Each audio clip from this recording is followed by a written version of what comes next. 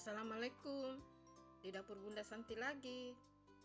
Kali ini Bunda akan berbagi resep yang sangat mudah dan gampang dibuat, yaitu dari olahan tahu. Salah satu menu yang cocok untuk yang vegetarian. Pokoknya untuk kita semua.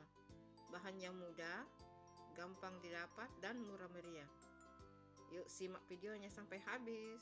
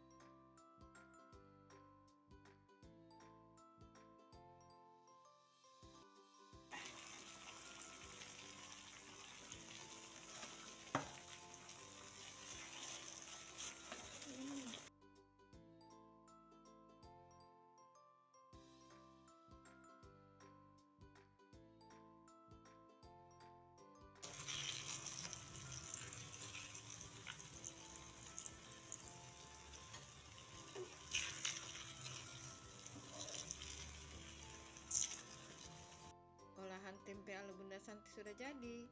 Nah, ini dia hasilnya. Silakan mencoba resepnya, semoga bermanfaat.